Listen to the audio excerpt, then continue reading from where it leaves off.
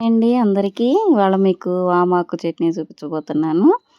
Super టేస్టీగా ఉంటది. ఇలా చేసుకుంటే ఆరోగ్యానికి చాలా మంచిదండి. జలుబు, దగ్గున్న, అజీర్ణ సమస్యకు కూడా మంచిది. మా పెరట్లోనే వామాకుంది. వామాకంతా ఇలా కోసుకొచ్చి మొత్తం ఆకంతా కోసేసి పెద్ద బౌల్ తోటి నీళ్ళు తీసుకొని కొంచెం స్పూన్ ఉప్పేసి ఆకంతా కడిగేసేయండి నీట్గా. ఓ 10 నిమిషాలు పక్కన పెట్టండి. ఆ మురికంతా పోతుంది. కడిగి పెట్టుకున్న ఆకు ఇప్పుడు ఒక స్పూన్ వేరుశనగ గుళ్ళు వేసి, ఒక స్పూన్ జీలకర్ర, ఒక స్పూన్ ధనియాలు వేయండి. వేయించి బాగా వేగిన తర్వాత ఓ ప్లేట్లో పెట్టుకోండి. ఇప్పుడు అదే బండిలో 10 ఎండుమిరపకాయలు వేసి వేగనివ్వండి. బాగా వేగిన తర్వాత ఎండుమిరపకాయలు కూడా పక్కన పెట్టుకోండి.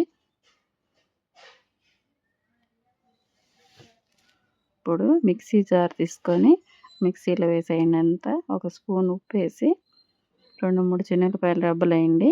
పొడి చేసి పక్కన పెట్టుకోండి. ఇప్పుడు అదే బండిలో కడిగి పెట్టుకున్న వామాకు వేయండి.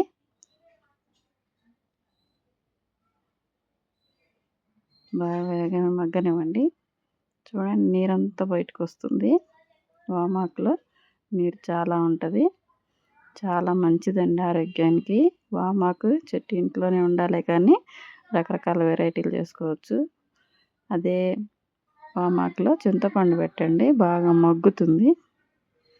దగ్గరికి రానిచ్చి ఒక ప్లేట్లో తీసుకోండి. మొత్తం మనం పొడి చేసి పెట్టుకున్నాం కదా మిక్సీ జార్లో ఈ ఆకు వేసేసి మిక్సీ పట్టుకోండి. ఆకుతోటే పచ్చడి రెడీ అవుతుంది. మరీ గట్టిగా అయితే కొంచెం వేడి నీళ్ళు వేయండి. ఇప్పుడు పోపు కోసం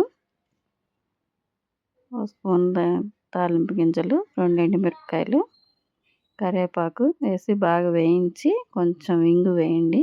చాలా టేస్టీగా ఉంటుంది పచ్చడికి.